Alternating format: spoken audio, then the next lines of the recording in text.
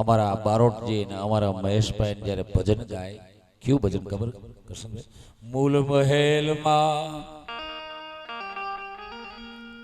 ભલે એકાદું બોલો,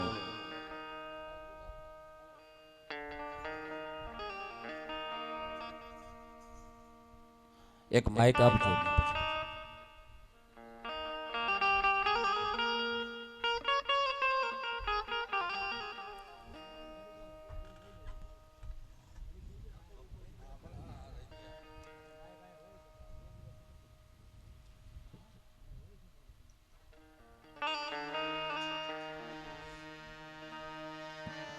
મૂળ મહેલમાં વસે ગુણેશા, મૂળ મહેલમાં વસે ગુણેશા, અરે ગુરુ ગમશે ગુરુ પાતા, ગણપતિ દાતા મેરે દાતા,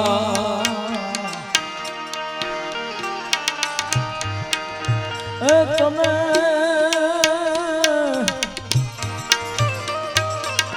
ખોલો મારા રુધિયાના તારા મેરી દાતા,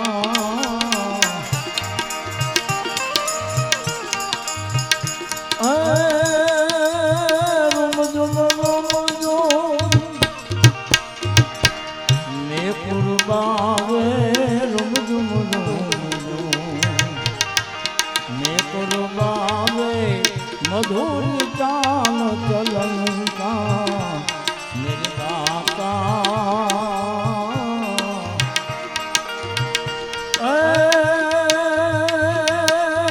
खीर खान ले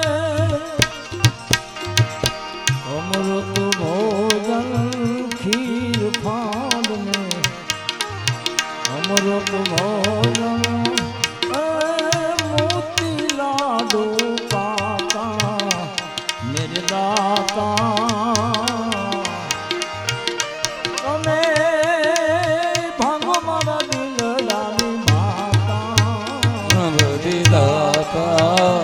मेरे दाता,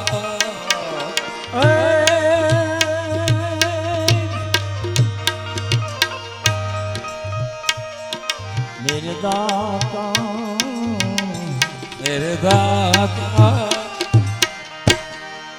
बाप मूल महल में वसे गुणेश, आ जीवात्मानी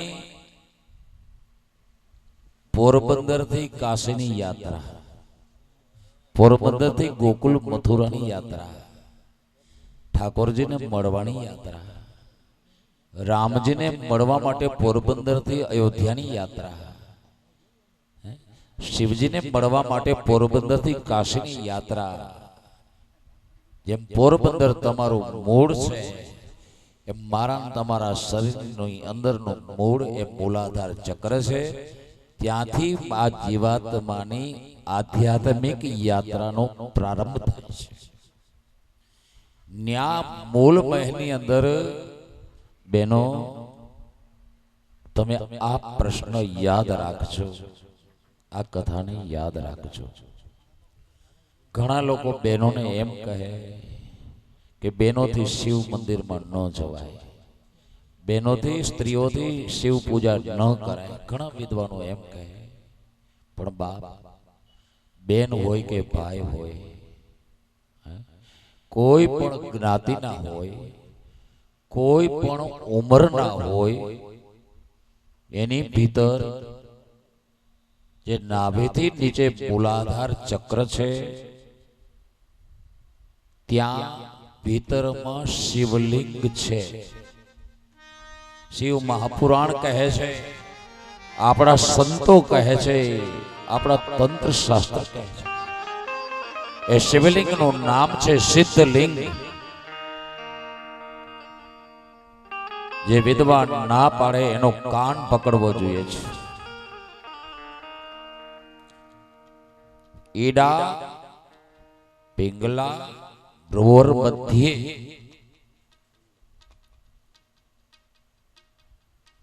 शरीर में પુરુષનું શરીર હોય યા તો નારીનું શરીર હોય, ભીતરમાં મૂલાધાર ચક્રની અંદર શિવલિંગ છે, એનું નામ સિદ્ધલિંગ છે. અને એ સિદ્ધલિંગને કુંડલીની શક્તિ વીંટળાઈને બેઠેલી છે મૂલાધાર ચક્રમાં. તમને તમારા આત્માને મળવાનું જો સરનામું જોઈએ છે તો આ છે સરનામું, લખી રાખજો. ક્યાં મળશે તમને તમારા આત્માનું સરનામું?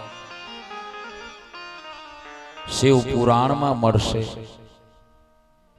તમને તમારા આત્માને મળવાનું સરનામું શિવ પુરાણમાં મળશે. તમને તમારા આત્માને મળવાનું એડ્રેસ શિવ મંદિરમાં મળશે. શિવ મંદિરમાં ગયા છો ક્યારે? ભગવાન શંકરના મંદિરે દર્શન કરવા ગયા છો? શિવલિંગ ઉપર શું હોય? નાગ હોય. નાગને શિવલિંગ પર કેટલા આટામાં વીંટાયેલો હોય? કોઈ દે ગણ્યા છે આટા? કેટલા હોય આટા? ગણ્યા કોઈ દી આટા? ગણવા જોઈએ. એ આટા હોવા જોઈએ 3.5 આટા. શા માટે? શું કહે છે એ શિવલિંગ અને એ નાગ અને એના 3.5 આટા? બાપ, મારો ને તમારું શરીર જે છે એને સંસ્કૃતમાં ઓટ હાથ કહે છે. ઓટ હાથ. ઓટ હાથ એટલે 3.5 હાથ. તમારા હાથથી ભરો ને તો તમારું શરીર 3.5 હાથનું થાય. એ શરીરની ભીતર જે 7 ચક્ર છે એમાં એ પૈકીનું મૂલાધાર ચક્ર એ એક ખાનું છે અને એ ખાનાની અંદરનો વ્યાસ છે 3.5 ઇંચ. એ 3.5 ઇંચના ખાનાની ભીતર મૂલ મહેલ છે અને મૂલ મહેલમાં ગણેશજી કાયમ પ્રભુની ઉપાસના કરે છે. એ ઉપાસક સ્થાનનું નામ મૂલ મહેલ છે અને જે શિવલિંગ છે 3.5 ઇંચનું છે. એ શિવલિંગનું નામ સિદ્ધલિંગ છે.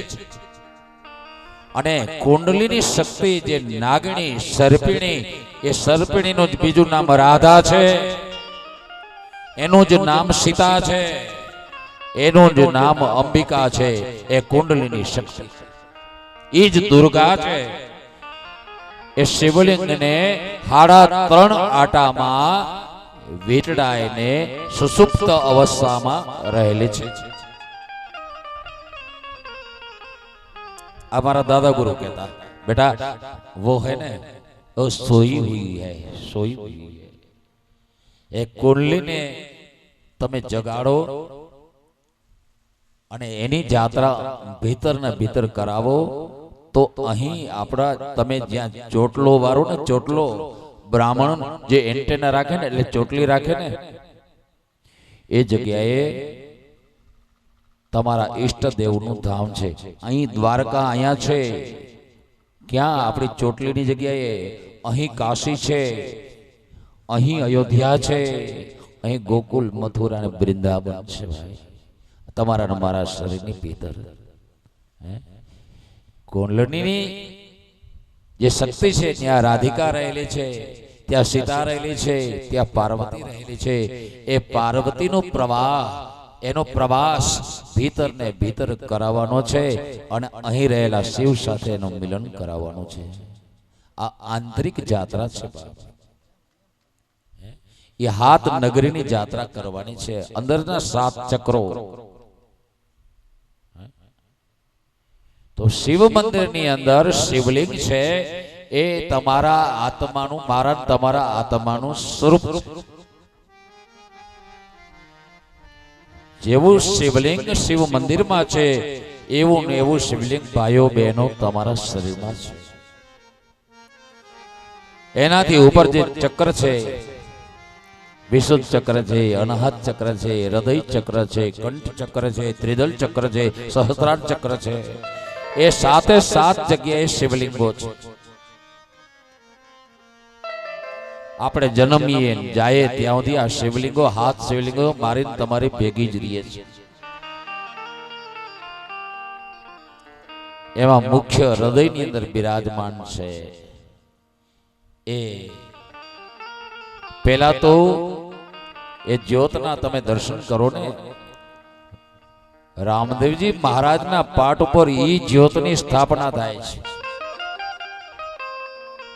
બાપ, જે જ્યોત તમારા હૃદય કમળની મધ્યમાં દહર નામની જગ્યામાં બિરાજમાન છે,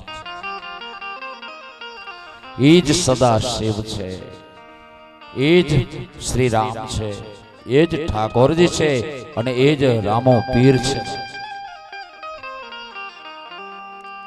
એ જ્યોત જ્યારે તમે ભજનના માર્ગમાં ભક્તિના માર્ગમાં આગળ વધો ને ત્યારે 3.5 હાથની હોય જ્યોત અને એનો કલર હોય લાલ.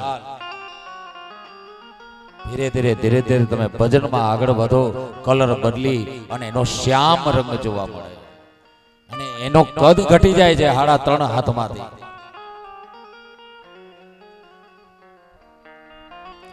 એ કેવડું થાય છે તો કે અંગુષ્ઠ માત્ર પુરુષમ, અંગુષ્ઠ માત્ર અંગૂઠા જેવડી જ્યોત બની જાય.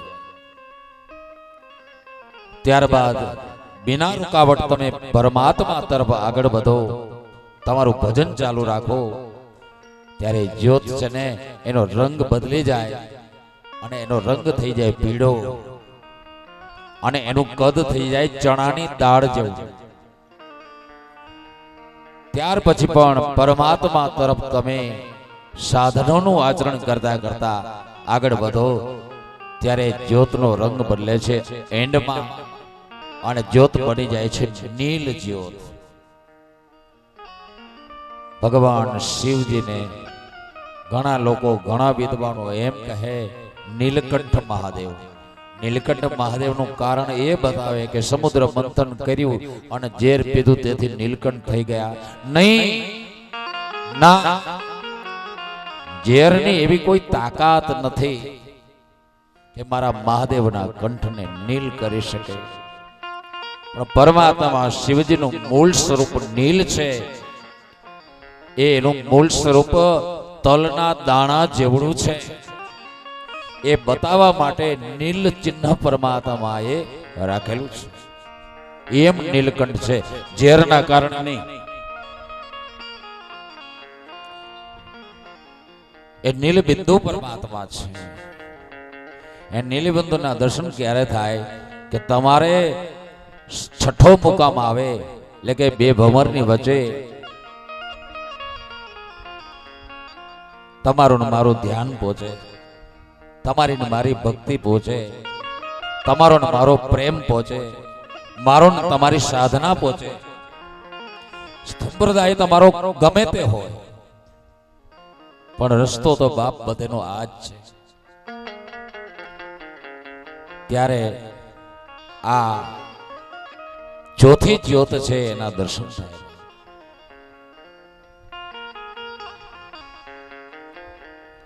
આ ચોથી જ્યોત છે એ મારો મહાદેવ છે, નીલ પુરુષ છે. એનું નામ છે નીલ પુરુષ. આમ શિવ મહાપુરાણ મને તમને ભીતરની યાત્રા કરી અને જીવ અને શિવનું મિલન કરાવવાના હેતુથી શિવ મહાપુરાણમાં ભગવાન વ્યાસજીએ 7 સંહિતા મૂકેલી છે, 7 સ્થાન બતાવેલા છે, 7 ઘાટ બતાવેલા છે. અથવા તો આપણે નીચેના માળેથી ઉપરના માળે જવું હોય, ઉપલા માળે આપણા પ્રિયતમ બેઠા હોય તો એના મળવા માટે નો જે દાદરો છે, નિસરણી છે, એ નિસરણીના પગથિયા ચડીને આપણે જઈએ છીએ. એમ બાપ આ ઉપલા માળે મારો મહાદેવ બેઠો છે, જીવ નીચલા માળે મૂલાધારમાં રહેલો છે. એ જીવ જ્યારે પોતાના પ્રિયતમ પરમાત્માને મળવા માટે પ્રારંભ કરે છે, રસ્તામાં એની જે નિસરણી છે જીવને ભગવાન વ્યાસજી આપેલી એ નિસરણીના પગથિયા 7 છે. એ શિવ મહાપુરાણની 7 સંહિતા છે. લખી રાખજો. 7 જ પગથિયા વાળી આ શિવ મહાપુરાણ રૂપી નિસરણી છે. અને એના પગથિયા ચડી મહાદેવને મળવા માટે ભગવાન વ્યાસજીએ આ સંહિતા આપી છે. બાપ મારી બુદ્ધિ અનુસાર શિવ મહાપુરાણ ની એકદમ શોર્ટકટ વ્યાખ્યા તમારી પાસે પહોંચાડી. આમ ભગવાન વ્યાસજીએ ત્રીજી સંહિતાની અંદર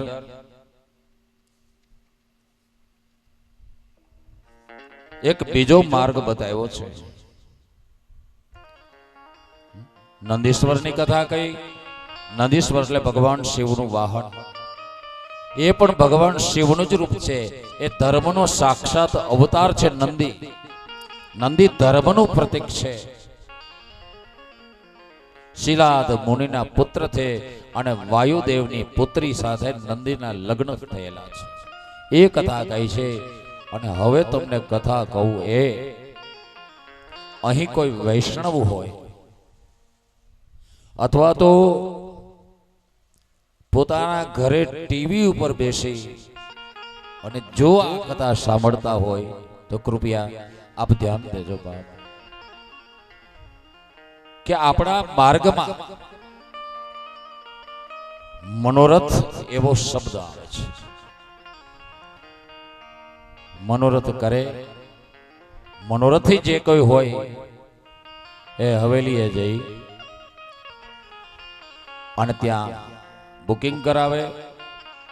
ત્યારબાદ સગાવાલાને હેતુ મિત્રોને દરેકને તેડાવે, સામગ્રી બનાવે, બુંદી બનાવે, ગાંઠિયા હોય, દાળ ભાત શાક સંભારો બનાવે, ભગવાનના કીર્તન કરે, પછી સાથે બેસી અને પ્રસાદ લે.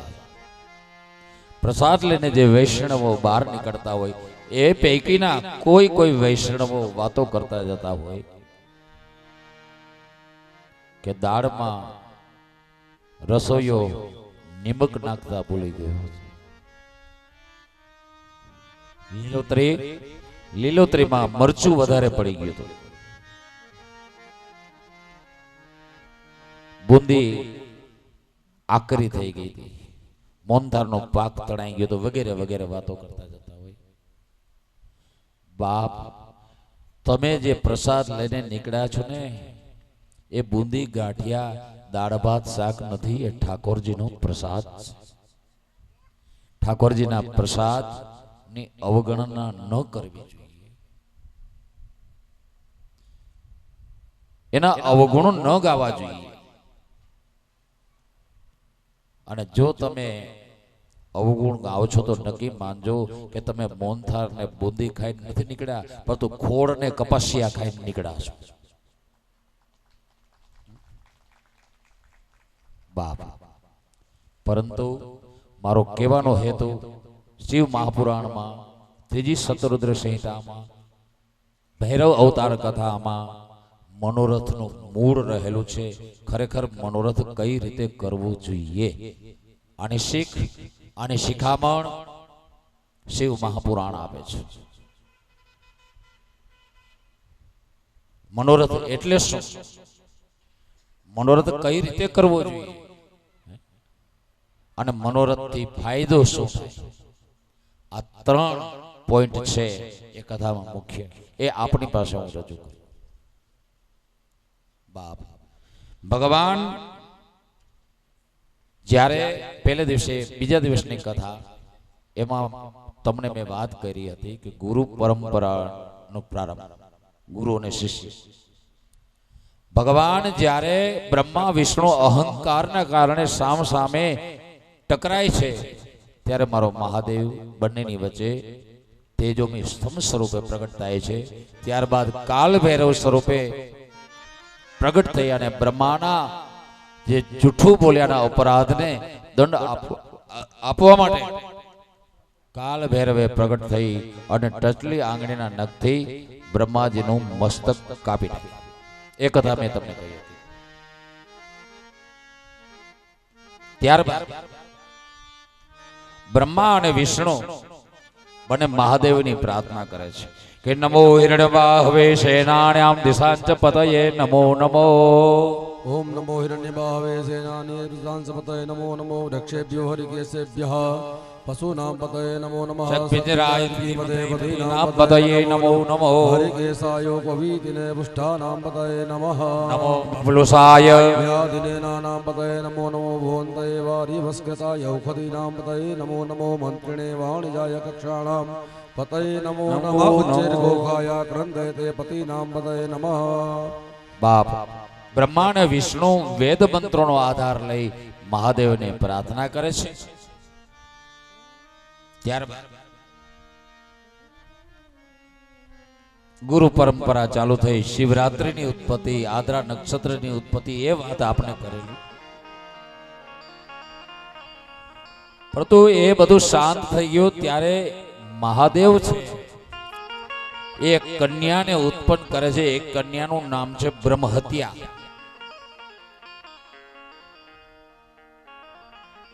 આ શિવરાત્રિની સાથે જ જોડાયેલી કથા છે. બ્રાહ્મણને મારવાથી બ્રહ્મહત્યાનું પાપ લાગે છે. બ્રહ્મહત્યાનું પ્રાગટ્ય કર્યું છે. અને બ્રહ્માની જે ખોપરી હતી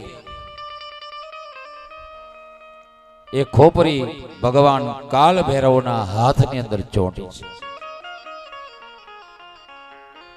આજે પણ તમે ઘણા બધા સંતોને સાધુઓને જુઓ ને તો એના હાથમાં ખપ્પર હોય. ખપ્પર જેને કાપાલિક સંપ્રદાય કહેવાય, કાપાલિક વ્રતધારી કહેવાય. કાપાલિક વ્રતધારી એટલે કે કપાલની અંદર અન્ન લેનાર. આ કાપાલિક સંપ્રદાય છે. એ નિશાની છે બ્રહ્માની ખોપરીની. એવા કાપાલિક વ્રત ધારણ કરી અને ભગવાન કાલ ભૈરવ ત્રણે લોકમાં બ્રહ્મત્યાના પાપમાંથી છૂટવા માટે ફરવા લાગ્યા છે. ઘણા બધા તીર્થોમાં ફર્યા, બ્રહ્મલોકમાં ગયા. બ્રહ્મત્યા અને પેલું કપાલ બ્રહ્માજીનું જે છે ખોપરી એ છૂટતા નથી.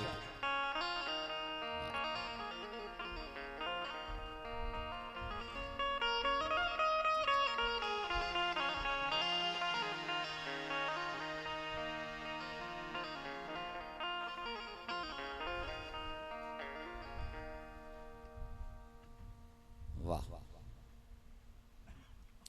પરમ પૂજ્ય યોગી શ્રી ગુરુ ત્રિલોકનાથજી બાપુ, એમનો સ્મૃતિ ગ્રંથ ભવનાથ તળેટી, જુનાગઢ, સૌરાષ્ટ્ર. એને લખનાર લેખક છે શ્રી કવિ શ્રી રાજાભાઈ ઘેલાભાઈ ઓડેદરા ફટાણાવાળા. એમણે આ ગ્રંથ પ્રકાશિત કર્યો છે, આ ગ્રંથ લખ્યો છે અને ગુરુ ચરણોમાં અર્પણ કરે છે. ફટાણા ગામ, તાલુકો અને જિલ્લો પોરબંદર છે, રાજ્ય ગુજરાત, એમાં સૌરાષ્ટ્ર પેટા વિભાગ છે.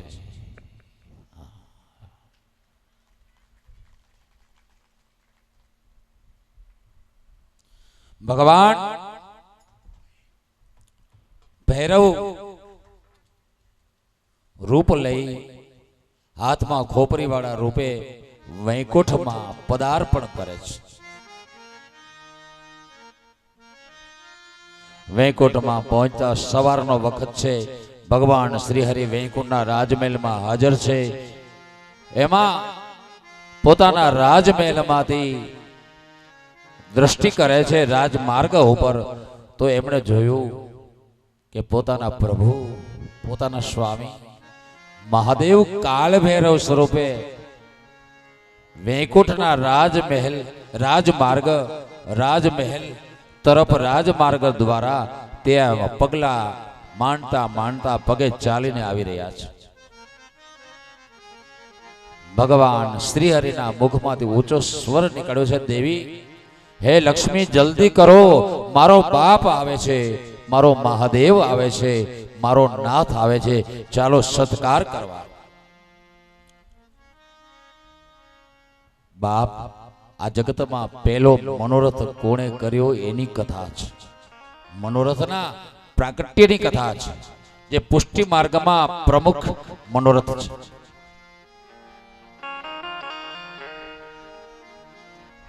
બાપ, દેવી લક્ષ્મીજી જલ્દી જલ્દી તૈયાર થયા. સવારનો વખત છે, એકદમ ઝડપથી તૈયાર થયા છે અને મારો પ્રભુ શ્રી હરિ વિષ્ણુ નારાયણ અને લક્ષ્મીજી ઉઘાડા પગે જેમ દ્વારિકામાં સુદામાં એવો શબ્દ સાંભળતા દ્વારિકાધીશ દોડ્યા હતા, એમાં વૈકુંઠાધિપતિ વૈકુંઠ નગરીની અંદર વૈકુંઠ લોકમાં ઉઘાડા પગે લક્ષ્મીની સાથે ઉઘાડા પગે દોડ્યા છે. પ્રભુનો સત્કાર શ્રી હરિ અને લક્ષ્મીજી લક્ષ્મી નારાયણ બંને ગયા છે. કાલ ભૈરવ સ્વરૂપમાં આવી રહેલા મહાદેવનો સત્કાર કરતા બંને એ લક્ષ્મીજી અને નારાયણે દંડવત કર્યા છે. ભગવાન પધારો પધારો પ્રભુ. ભેટ્યા શ્રી હરિ નારાયણ કાલ ભૈરવને ભેટ્યા છે. ત્યારબાદ ધીમે પગલે વૈકુંઠના રાજમહેલ તરફ આવી રહ્યા છે. રસ્તામાં વાતો કરતા જાય છે. પ્રભુ હરિ કહે છે, હે પ્રભુ ઘણા સમય આપે કૃપા કરી અહીં વૈકુંઠમાં આપ પધાર્યા. ધન્ય આજની ઘડી રળિયામણી, આજે આ વૈકુંઠની ધરતી રળિયામણી પધારવા. એટલામાં રાજમહેલ આવી ગયો. ભગવાન કાલ ભૈરવ સ્વરૂપે ઉભા રહી ગયા છે. અરે હું અહીં ભિક્ષા માગવા નીકળ્યો છું, ત્રણે લોકમાં જઈ રહ્યો છું. ઓછો સમય છે, મારે હજી આગળ જવું છે. હરિ ભગવાનને વંદન કરીને નારાયણ કહે છે કે પ્રભુ કા લીલા રચિતા નાથ, હે પ્રભુ આપણે કઈ લીલા આપે આ રચી છે? આવું કાલભૈરવ સ્વરૂપ રચ્યું લીધું અને તમે આ પોતાના હાથની અંદર શું ખોપરી જેવું રાખ્યું છે? ત્યારે મહાદેવ કહે છે, હે હરિ જુઓ ને, મારા હાથે બ્રહ્માજીનું મસ્તક કપાયું ને ત્યારે મને બ્રહ્મ હત્યા લાગી છે અને બ્રહ્માની ખોપરી મારા હાથમાં ચોટેલી છે અને મારી પાછળ પાછળ બ્રહ્મ હત્યા નામની કન્યા આવી રહી છે. એ દૂર નથી થતી. એને દૂર કરવા માટે હું આ બધા લોકમાં ફરી રહ્યો છું અને બ્રહ્માના કપાલમાં ભિક્ષા માગી રહ્યો છું. અથવા તો જગતને સંતોને કાપાલિક વ્રત આપવા માટે પરમાત્માની આ લીલા છે. ખપરમાં ખપર એ એની નિશાની છે. સાધુઓની સંતોની પાસે જે ખપર હોય, જે એક જ ખપરની અંદર ગમે એટલી સ્વાદિષ્ટ વ્યંજનો હોય એ બધું મિક્સ કરીને નિસ્વાદ વ્રત ધારણ કરે છે.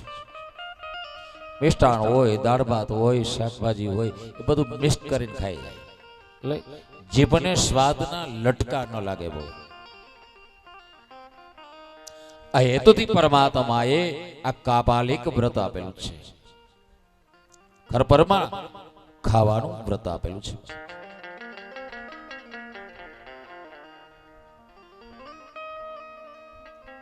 ભગવાને એમ કહ્યું કે બ્રહ્મ હત્યા મને લાગે છે. ત્યારે ગોવિંદ શ્રી હરિ વિષ્ણુ બોલ્યા છે, હે નાથ આપ મને માયાથી ઢાંકી ન દો. હે પ્રભુ જ્યારે મહાપ્રલય આવશે, પ્રલયકાળ આવશે, મહાપ્રલય કાળ આવશે ત્યારે આ એક બ્રહ્માંડ નથી, આવા તો કરોડો બ્રહ્માંડો છે. એની અંદર કરોડો નારાયણ છે અને કરોડો બ્રહ્માઓ છે. મહાપ્રલયના સમયમાં હે પરમાત્મા, હે નિરંજન નિરાકાર પરમાત્માના સાક્ષાત સ્વરૂપ આપ શ્રી, ત્યારે એ બ્રહ્માઓ સહિત એ નારાયણ સહિત એ કરોડો બ્રહ્માંડોનો જ્યારે સંહાર કરશો ત્યારે શું આપણે બ્રહ્મ ત્યાં લાગશે? નહીં, નહીં લાગે. ત્યારે કાલ ભૈરવ હસવા લાગ્યા છે કે આ હરિ છે એ મારી માયાને સમજી ચૂક્યા છે. માયાને સમજવી જરૂરી છે. ઘણા આપણે ઉચ્ચાર નથી કરતા, મારે આખી કથા સાંભળવી હતી, પરંતુ આ જો ને માયા, ભગવાનની માયા મને મુક્તિ નથી. બાપ, શા માટે તમે માયાને દોષ આપો છો? આ તો મેન તમે છટકબારી શોધી છે.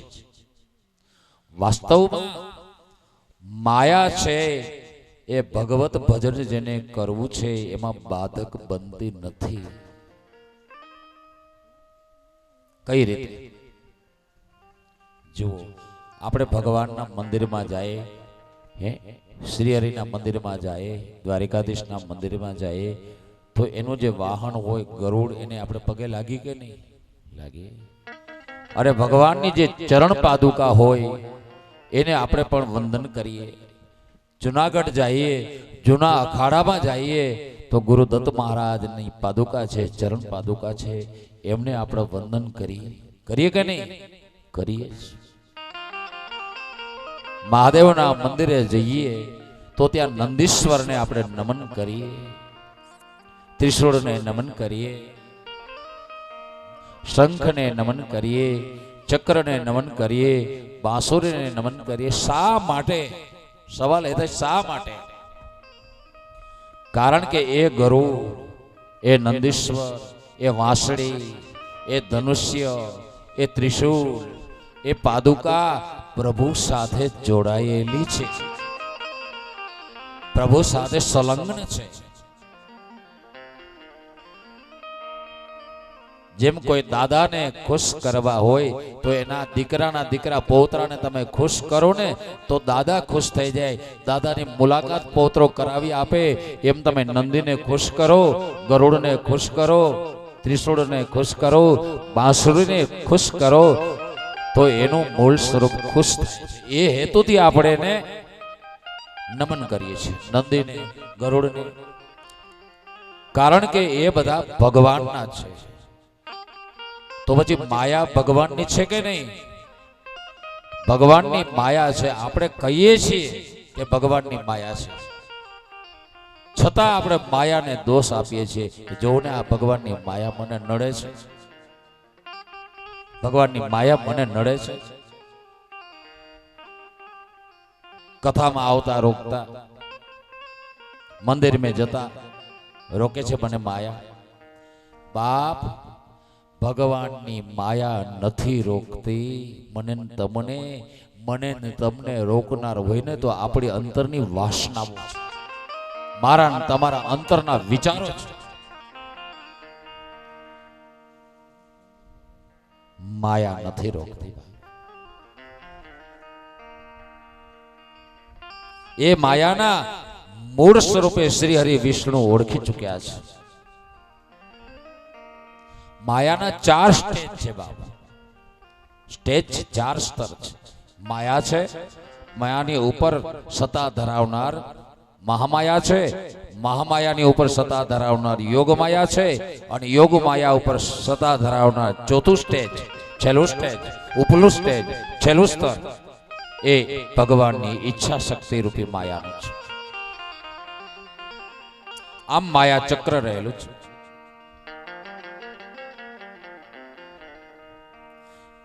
એ માયાને જો આપણે સમજીએ તો એ માયાપતિની મુલાકાત કરાવનાર છે. ભગવાનની માયા છે ને એ માયાપતિની મુલાકાત કરાવનાર છે. માટે ક્યારે પણ માયાને દોષ ન દેશો, ભાગ્યને દોષ ન દેશો. માયાની જેમ જ આપણી બીજી એક અધૂરી સમજણ આપણે આપણા ભાગ્યને દોષ દે. ઘણે અમારે આખી કથા સાંભળવી હતી પણ અમારા ભાગમાં નહીં. ફલાણા મહેમાન આવ્યા ને તે કથા સાંભળવાની રહી ગઈ. એ રેવા દે, ભાગ્યને દોષ દેવાનો. યોગ વાસિષ્ઠ મહારામાયણ છે ને એની અંદર સ્પષ્ટપણે લખેલું છે.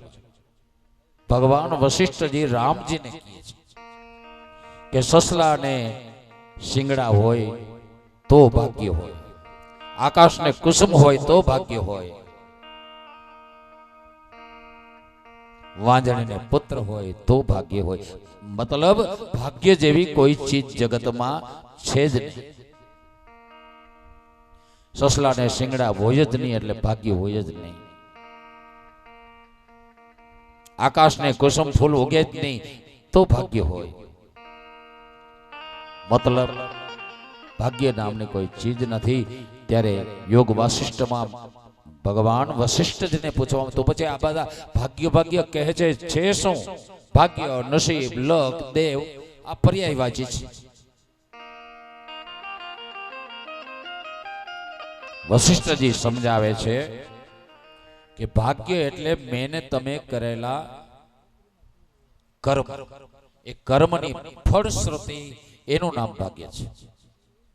બાપ આપણા માતા અને પિતા વૃદ્ધ હોય, એને આપણી સેવાની જરૂર હોય અને એની સેવા ન કરી અને ભોગ વિલાસમાં આપણે જીવન જીવીએ, આપણી ફરજને આપણે ચૂકી જઈએ, માતા પિતાને હળધૂત કરીએ અને જ્યારે આપણે એ મા બાપની ઉંમરના થઈએ અને આપણા જ સંતાનો યુવાન થાય અને આપણને એ હળધૂત કરે એને આપણે ભાગ્ય નામ આપ્યું.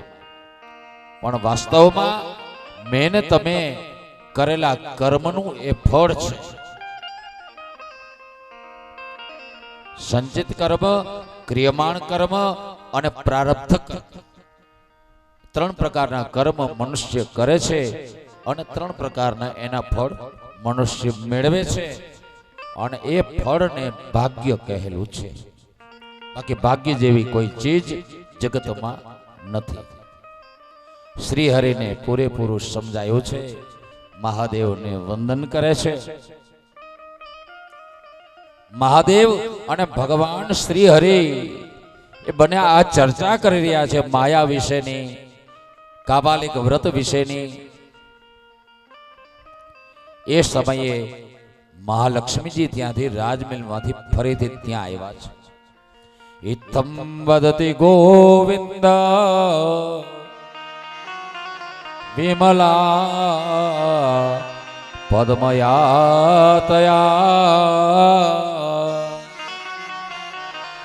મનોરથ વ્રતે નામ ભિક્ષાપાત્ર સમર્પયે. ઇત્થમ વદતિ ગોવિંદ, ગોવિંદ શ્રી હરિનારાયણ ભગવાન શંકરને પ્રાર્થના જ્યારે કરી રહ્યા છે ત્યારે ઇત્થમ વદતિ ગોવિંદ વિમલા પદ્મયાતયા.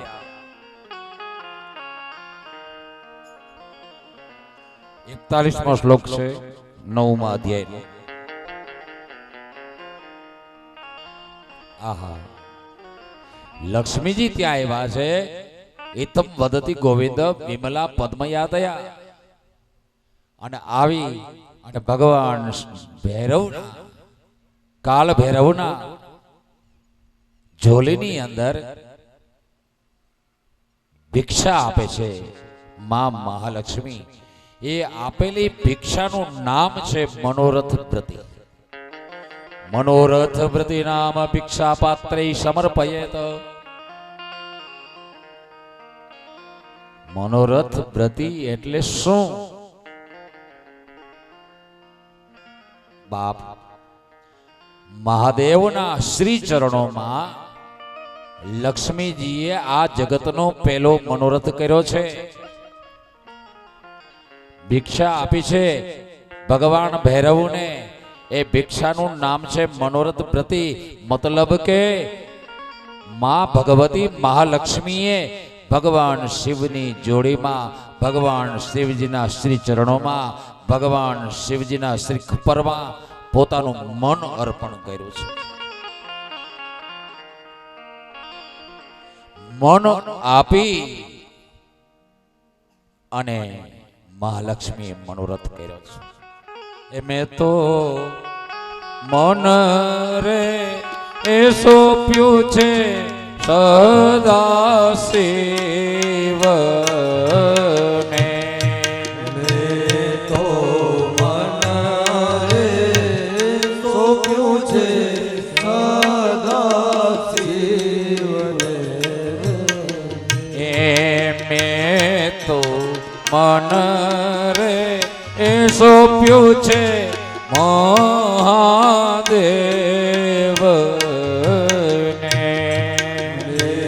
તો મન રે સોંપ્યું છે મહાદેવ.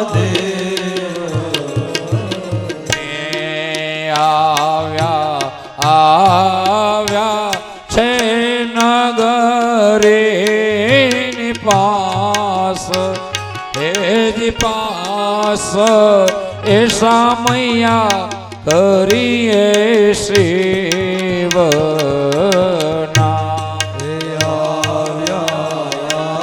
આવ્યા છે નગરીની પાસ સામૈયા કરીએ શિવ.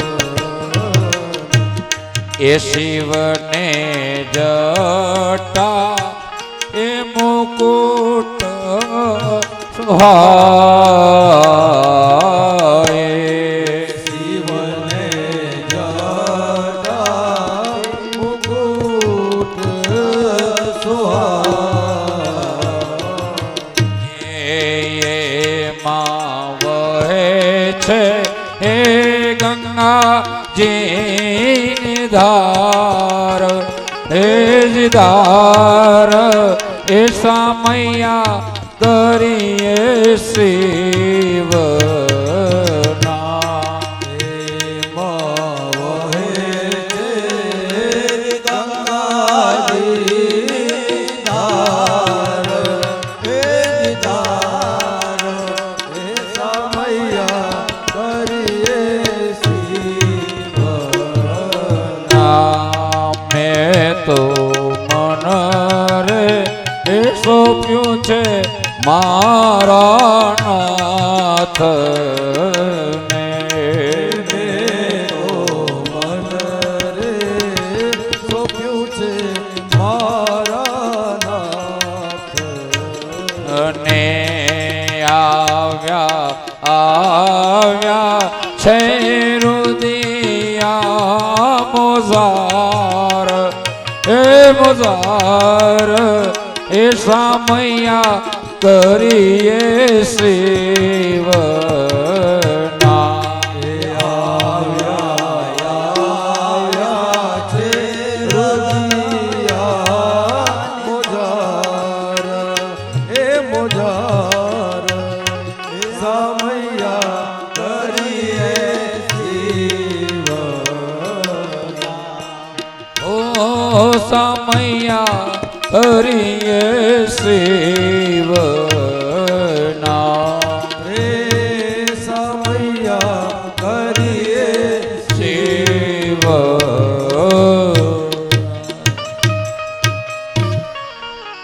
બાપ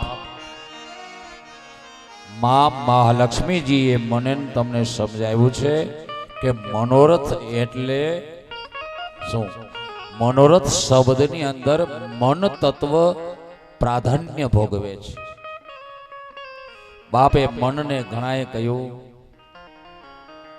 કે મન ધજાની પૂંછડી જેવું છે, તો કોઈ વિદ્વાને એમ કહ્યું કે મન કૂતરાની પૂંછડી જેવું છે, તો બીજા કોઈ વિજ્ઞાને એમ કહી દીધું કે મન મરકટ જેવું છે, વાંદરા જેવું છે, સ્થિર નથી રહેતું.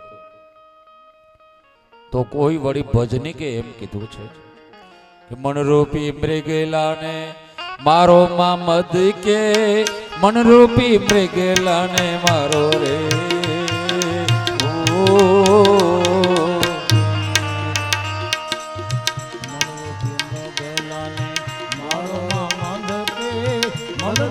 બગલાને મારો રે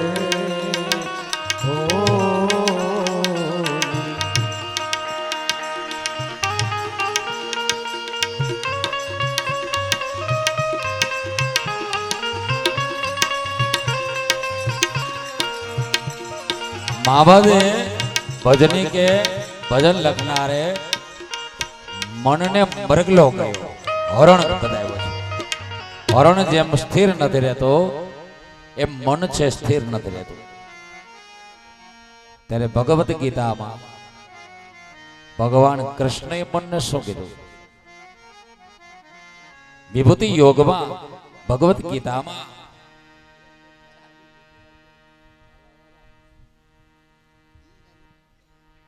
ભગવાન શ્રી કૃષ્ણએ કહ્યું છે કે ઇન્દ્રિયાણામ મનચ્ચાસ્મિ, ઇન્દ્રિયોમાં મન હું છું. શિવ મહાપુરાણમાં બીજી રુદ્ર સંહિતાના 5મા યુદ્ધખંડમાં 2જા અધ્યાયમાં સર્વદેવો સાથે મળી મારા મહાદેવને કહે છે કે ઇન્દ્રિયાણામ મનશ્ચેવ દાનાનામ અભયમ ભવાન. હે મહાદેવ, ઇન્દ્રિયોમાં મન આપ છો. મતલબ મન ને ઘણા વિદ્વાનોએ ભલે મરકટ કહ્યું હોય, એને મૃગલો કહ્યું હોય, એને કૂતરાની પૂંછડી જેવું કહ્યું હોય, એને ધજાની પૂંછડી જેવું કહ્યું હોય, પરંતુ બાપ એ મનને વશ કરવા માટે મન વશ કરીને જોતા શુદ્ધ પ્રેમ ઝાંખી થાય. ભજનમાં સતાર સાહેબ કહ્યું મન વિશે ઘણું બધું લખાયું છે, પરંતુ એને વશ કરવાનો ઉપાય વ્યવસ્થિત રીતે કોઈ નથી બતાવ્યો. શિવ મહાપુરાણ મને તમને વશ કરવાનું બતાવે છે કે મનને વશ કરવું હોય તો કરવું શું, મનને શુદ્ધ કરવું હોય તો કરવાની રીત કઈ. એકદમ સરળ, એકદમ ઈઝી, અને તમે ફીલ કરી શકો. હું તો 6.5 ચોપડી ભણ્યો. આ શબ્દ ઇંગ્લિશ શબ્દ છે, ફીલ કરવો. ઈઝી એટલે સરળ. બાપ એને ફીલ એટલે કે અનુભવ કરી શકો કે મન શાંત થઈ રહ્યું છે. બાપ શિવ મહાપુરાણ બતાવે છે કે મનોરથ શબ્દમાં મન શબ્દ મહત્વનો છે, પ્રધાન છે શબ્દ. એ કારણે લક્ષ્મીજીએ મનોરથ શબ્દ આપેલો છે, જગતનો પહેલો મનોરથ કર્યો છે. આમ તો કોઈ પણ આ જગતમાં જન્મેલો માનવી બળાત્કારે મનને વશ કરી શકતો નથી. કારણ કે મન ગીતાજીમાં કહેવા પ્રમાણે જો કૃષ્ણનું સ્વરૂપ હોય તો કેની તાકાત છે કૃષ્ણને વશ કરી શકે? મન જો મહાદેવનું સ્વરૂપ હોય, ઇન્દ્રિયાણામ મનશ્ચેવ દાનાનામ અભયમ ભવાન, તો બાપ મારી તમારી કઈ તાકાત આપણે મહાદેવને વશ કરી શકીએ? બળાત્કારે ક્યારે પણ મન વશ થવાનું નથી, એને દાબવાનો ક્યારે પ્રયાસ કરવો નહીં. દાબીને કોઈ વશ કરી શકતા હોય તો એને વંદન, એને નમન. તો શિવ મહાપુરાણ બતાવે છે કે મનને વશ કરવો તો સહેલો ઉપાય કયો? બાપ મનને વશ કરવાનો સહેલામાં સહેલો ઉપાય છે મનોરથ. મનોરથ કરવો તે. કોઈ વૈષ્ણવ હોય તો ધ્યાન દેજો બાપ, તમારો મનોરથ ક્યારે સફળ થાય? કેને મનોરથ કહેવાય? જ્યારે તમે તમારું મન ઠાકોરજીને અર્પણ કરી દો, જ્યારે તમે તમારું મન મારા મહાદેવને અર્પણ કરી દો, એનું નામ મનોરથ કર્યું કહેવાય.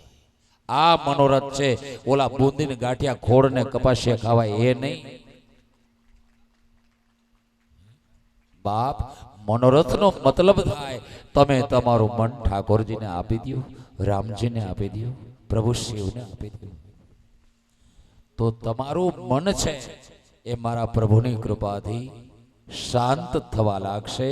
જે ઘડીએ અને જે સમયે મન પ્રભુને અર્પણ કરી દીધું ત્યારથી જ આપણા ઠાકોરની, આપણા કૃષ્ણની, આપણા રામની અને આપણા પ્રભુ શિવની દિવ્ય દ્રષ્ટિ આપણા ઉપર પડે છે.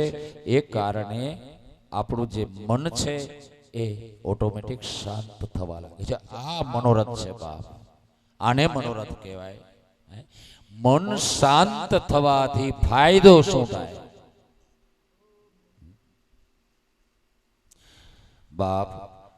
તન કો મન મિલના નહીં હોતા તિને કા બંગ રેતા કાલા બોર જ્યો અડે ના દો જા રંગ કબીરા તડે ન દો જા ને ગોવેરી કો નહીં જો મન શીતળ હોય ધન કાવેરી કો નહીં જો મન શીતળ તું આપણે ડાલ દે તો દયા કરે સબ કોઈ કબીરા, દયા કરે સબ કોઈ કબીરા, દયા કરે સબ કોઈ. કબીરજીએ કહ્યું છે બાપ, શું કહ્યું? તનકા વેરી કો નહીં. જ્યારે તમારું ને મારું મન આપણે મહાદેવને સોંપી દઈએ, ઠાકોરજીને આપી દઈએ, એ પ્રભુ તું સંભાળ. હે હરિ મારી નાળ તમારે હાથ, હે હરિ સંભાળજો.